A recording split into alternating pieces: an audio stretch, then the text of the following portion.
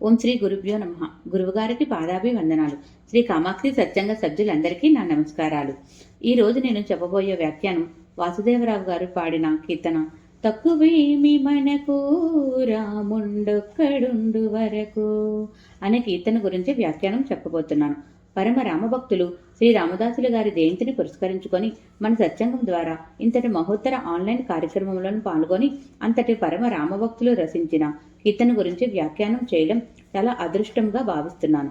కర్ణాటక సంగీత త్రిమూర్తుల్లో ప్రథములైన శ్రీ త్యాగరాజ స్వామి అమ్మగారు సీతమ్మ గారు చాలా గొప్ప సంగీతజ్ఞరాలు, వైణికురాలు. త్యాగరాజ స్వామిని వడిలో పడుకున పెట్టుకొని రామదాసు కీర్తనలు పాడుతూ ఉండేవారు, వీరను వాయిస్తూ ఉండేవారట. అంతటి గొప్పవారి కీర్తనలు, పద్యాలు మన సత్సంగం ద్వారా ఒక కార్యక్రమం చేసుకోవడం మన అందరి అదృష్టంగా భావిస్తున్నాను. శ్రీరామచంద్రుడు నిజంగా ఈ భూమి మీద నడియాడారు. శ్రీరామచంద్రుడు ఉన్నాడు అనే విషయం చెప్పడంలో రామదాసుల వారికి ఎటువంటి సందేహం లేదని ఈ కీర్తన ద్వారా మనకు ఖచ్చితంగా అర్థమవుతుంది.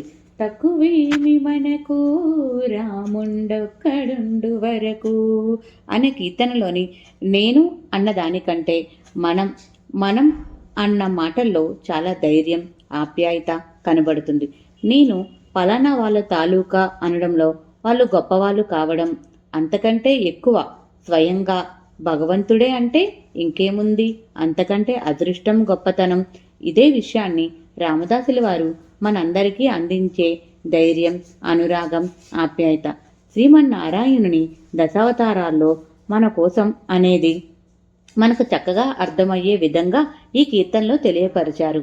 మనమేమీ తక్కువ వాళ్ళం కాదు, మనందరికీ భగవంతుని ఆశీస్సులు ఉన్నాయి. అంతకంటే ఇంకేం కావాలి? భగవంతుడి దయ ఉంటే అన్నీ ఉన్నట్లే అనేది విపులంగా ఈ కీర్తన ద్వారా వివరించారు. ఆనాడు శ్రీరామదాసుల వారు విష్ణుమూర్తి దశావతారాల గురించి చెప్తూ భగవంతుడు 10 అవతారాల్లో మనకు అండగా ఉన్నాడనే చెప్పకనే ఈ కీర్తన ద్వారా చెప్పారు. ధన్యవాదములు.